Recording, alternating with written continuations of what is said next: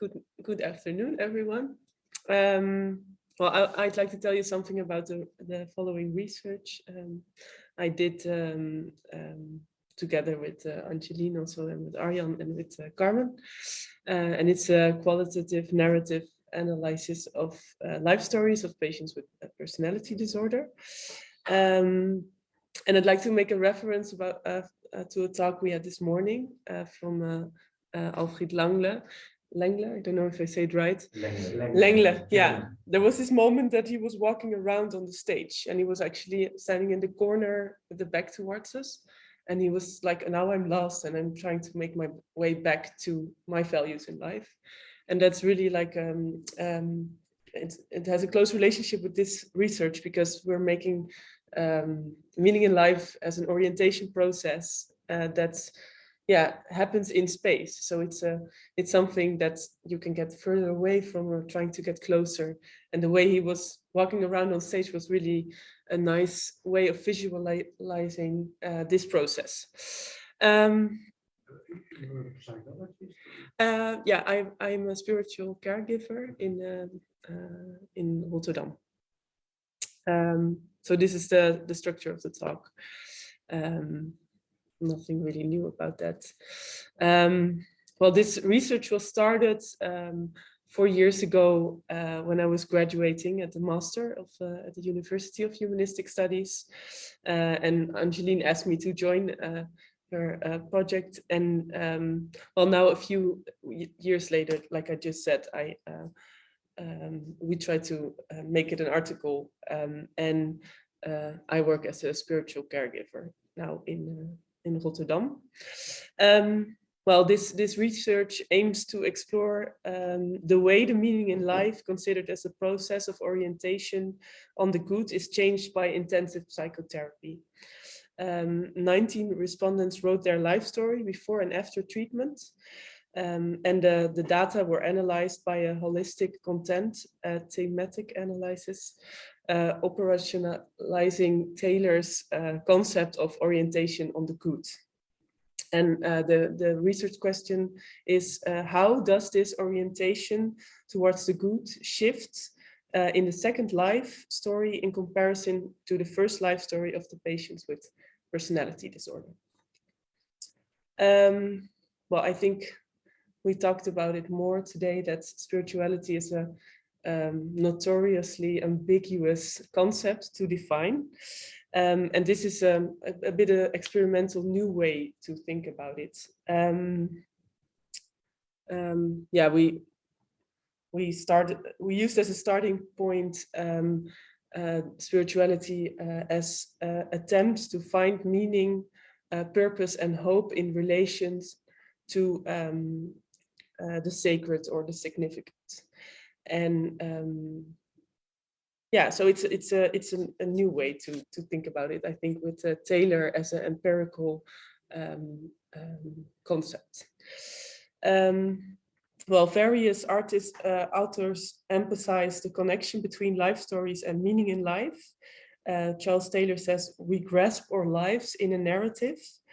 And in order to tap into the meaning in life expressed by the life stories of the patients in our study, we decided to use Taylor's philosophical perspective as our starting point.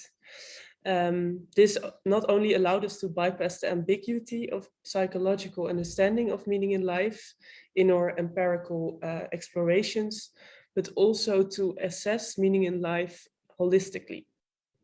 Well, in his seminal work, The Sources of the Self,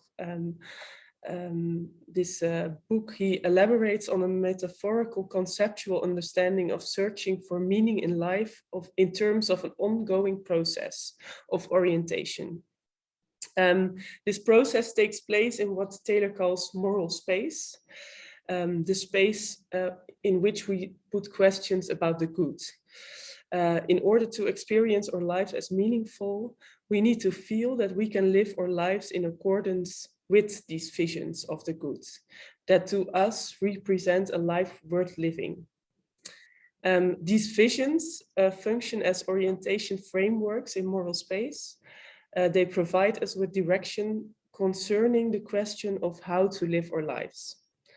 and help us to evaluate whether or not we live a life that is worth living.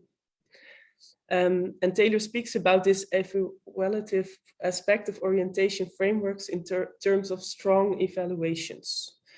In order to stress that these frameworks, they are just do not simply represent what we like or what we desire, but what is like for incomparable value to us.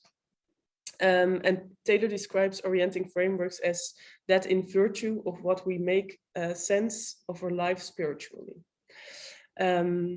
So in view of the spatial conceptualization of meaning in life, searching for meaning in life has a spiritual dimension as the search, it's a search for ends and goods that stand independent of our own desires. So that about this, this notion of visions of the good. Also thinking of the talk of Alfred this morning, it is usually when orientation is no longer possible, when we experience disorientation, that the search of meaning for life becomes an issue. And that's what we also see with our patients. And Taylor argues how we all have experiences of feeling how it is to be disorientated or out of joint. So when we feel lost or disillusionized, meaningless or empty, and such an experience can still involve a feeling of knowing how it would be to be back on track. So when meaning in life is perceived as a spatial concept, searching for meaning in life can have like this twofold character. So that is, on the one hand, it's knowing what these visions of the good are. So it's kind of like making a map of what is important. And on the same side, thinking of where you are in relation to it. So it's a bit a twofold notion. So it's what is important, what does your map look like, and also where are you related to it. And yeah, it can be a thought experiment. For example, when you think of something that is important to you. And I think, for example, thinking of war makes it more clear that, for example, if you had to flee and you have to leave your house and leave your country, what would be the most hard thing that what will you miss the most, or what would be a thing that would be most hard for you to leave? And yeah, you can take a moment to think of what that would be. And then visualize that thing, like where is it now to you?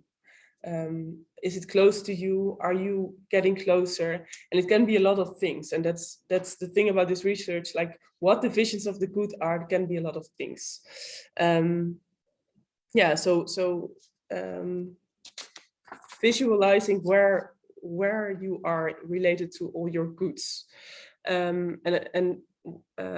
also a part of this research, that we make like little visualizations of these maps.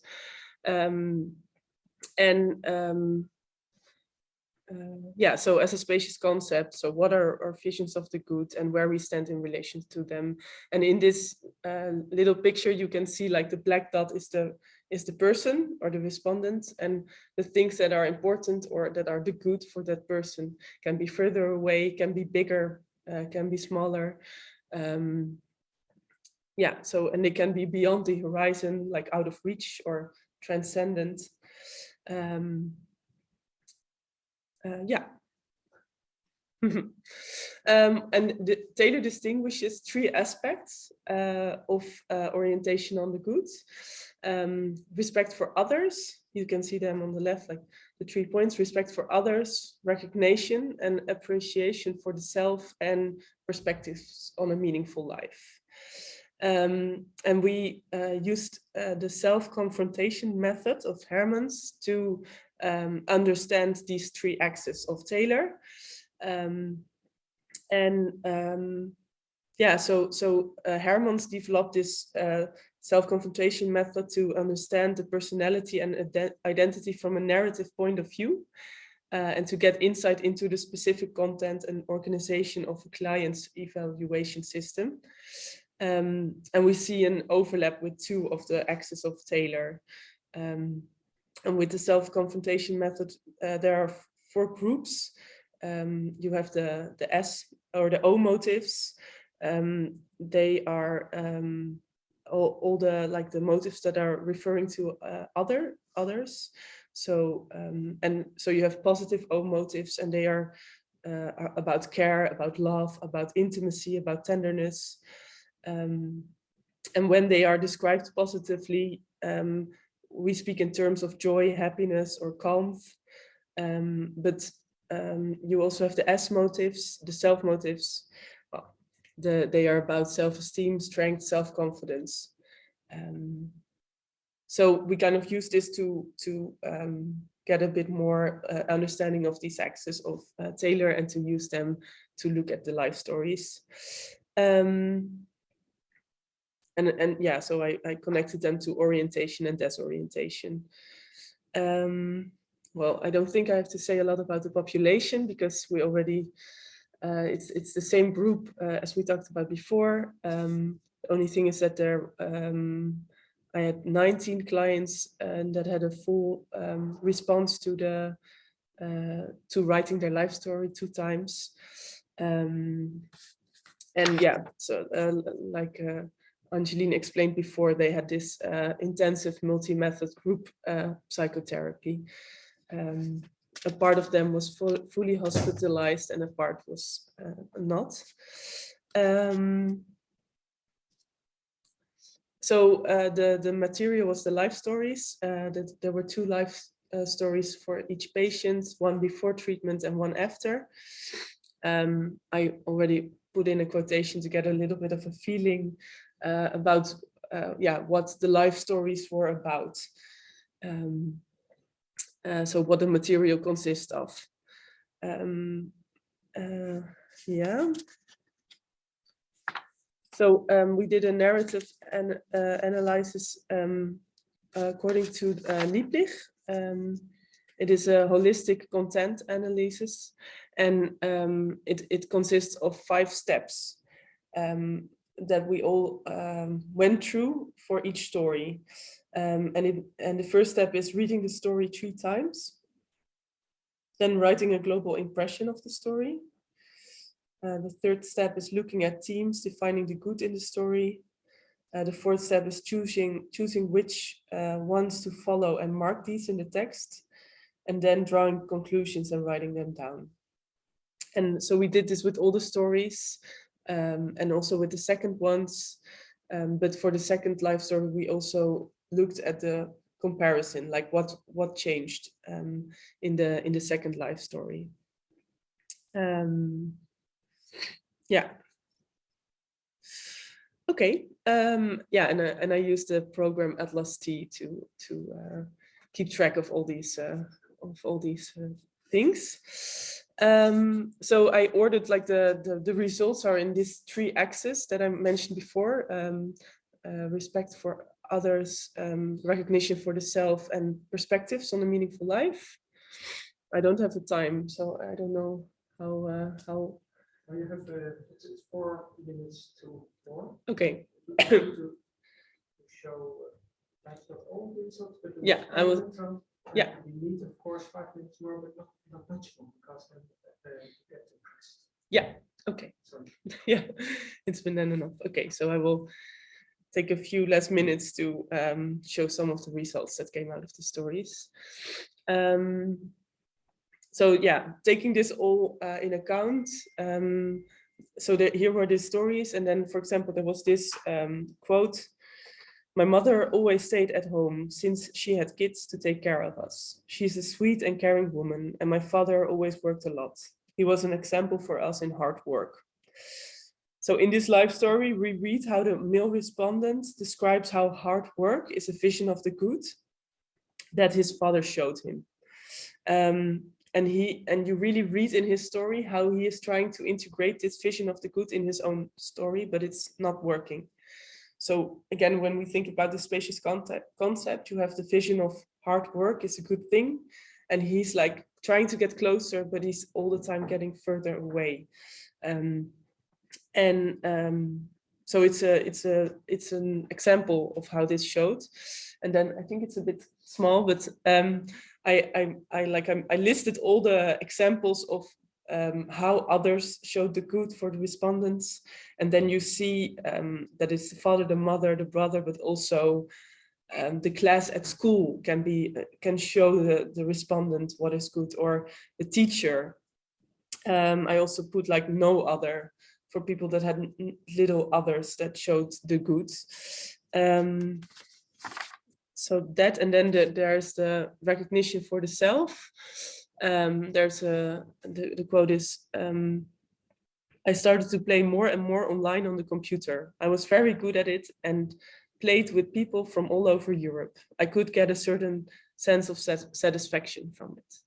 And here's a respondent that gets really clear this recognition, like this feeling of I'm good at something, or I'm good from this online world. And we can see that this recognition for the self can be derived from many different places, like I mentioned, online, or from parents, from work, for being caring, from themselves. There's also this respondent that stands in front of the mirror quite often saying to himself, I'm a good person. And there are also quite a few that mention losing weight is this strong feeling of being capable or being good, or their weight in general. And then the last one, the perspective of on a meaningful life.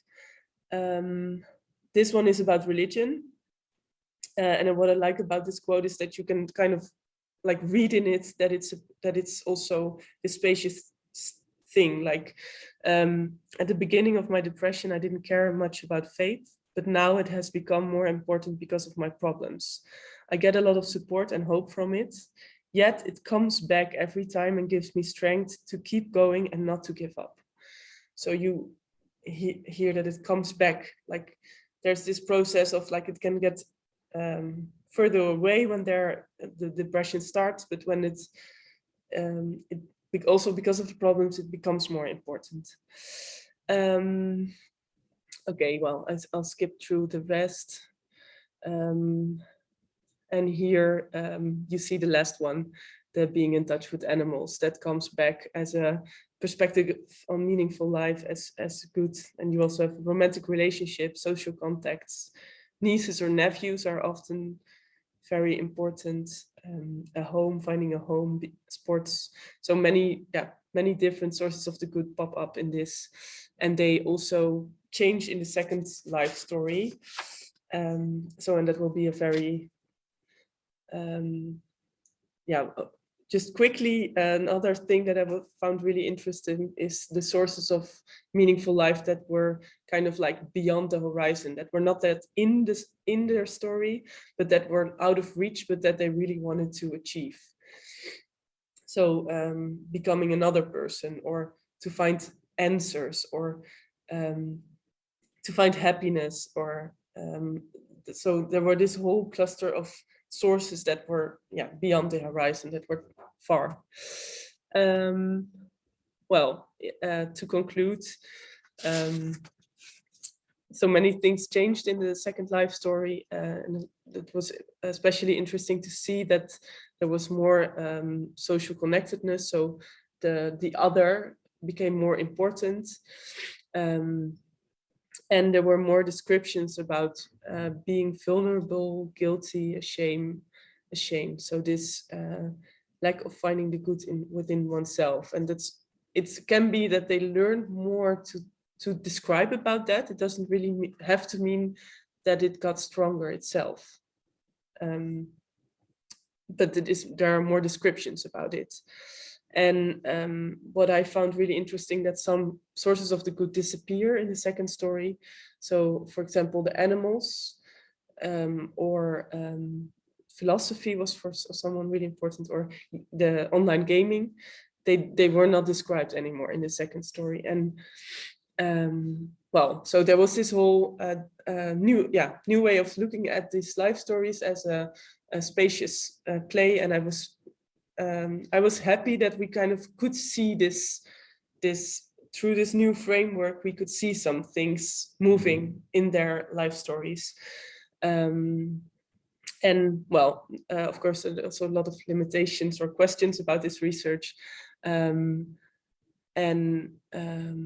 yeah, I think also the goals of the therapy or the therapeutic. Okay, maybe that's a bit too complicated to dive into. I will just keep it like this.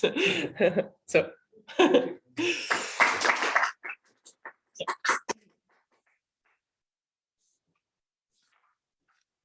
Thank you for your attention.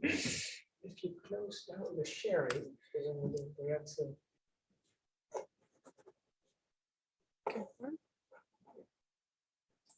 I can see that there are questions. There are no questions in the chat yet, and there's not much time. But I'm really intrigued by your approach and how your results fit with it. Of course, I was a bit involved, and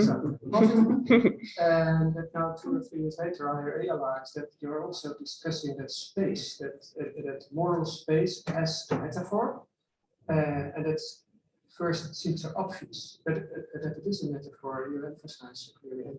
The moral space. How would it relate to the transitional space, which is in the work so important in psychodynamics? So you make again what also occurs in this conference. The slight notice on morality. It's in half of the contribution, even more. Morality is being reintroduced from a non-religious point of view, sort of. And it also occurs, and I think it works, with only a few examples, it seems to work in your data. So I hope you will proceed. But are other reflections? Sorry for my enthusiasm after 4 o'clock. Thanks. Well, perhaps to add to the moral space that we did another research on life stories, and in that the moral worth, which Baba says is a part of being in life, and moral worth, that most young people have suffered moral injury in their life because they were really the victims of abuse and first childhood experiences.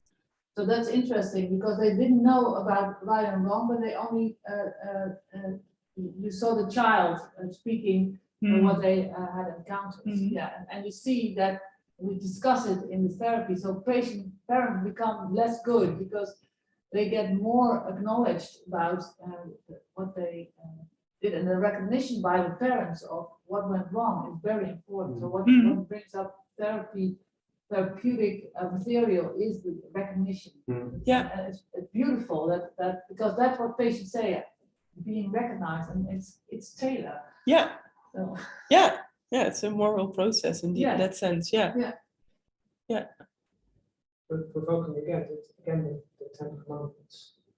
And the 5th commandment, honor your father and mother. Yeah. This courage to honor them is this therapy. But Yeah. you find a way to accept their role in your life and not only labeling them as No, we're not parent blaming because we also see a transgenerational one. We also have a lot of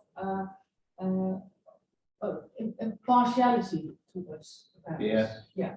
But it precisely is important because it opens a door to accept yourself and also not being perfect. You know, it's like a necessary step, like to recognize your parents as human beings in order to recognize yourself as a human being with flaws and everything. Yeah.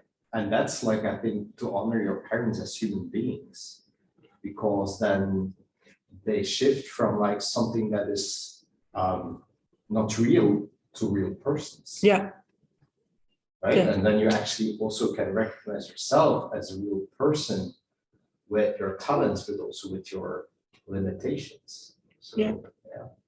But by a philosophical approach, we are able to describe the qualities of this therapy. in a way. It's first measurement, second measurement, unexpected, I think. I love it. I think it's so beautiful what you're doing. It's very original. The idea is hers. Yeah. But also the qualitative studies before and after, for one reason or another, I haven't seen it that many times, but it's really inspiring. It sounds Not only on symptoms, but also on life stories. Yeah, life stories and ideas on meaning and I love it. So about your question, because the other study on life stories revealed that the comprehensibility of your own life, your life story, and the world around you, and comprehending more what other people do in the relationship was a very strong factor in what contributes to therapy and in relation to meaning in life, the coherence of the life story. And I think gaming does Taylor say something about wrongdoers or something? Because gaming is not a good in our sense as a therapist. That's how we forbid it. We limit it. But I think that's interesting when we talk about morality. This way of looking, it was really like with, I don't know, because it was in this like anything can be the good. Like for example, if somebody would wrote like, I had much fun in killing rabbits. Like I don't know, it would be like I would just take it as a good. Like there was no judgment. But I think like the psychotherapy has some judgment, and that's what in a moral space with each other. Yeah, exactly. There's So a question in the chat.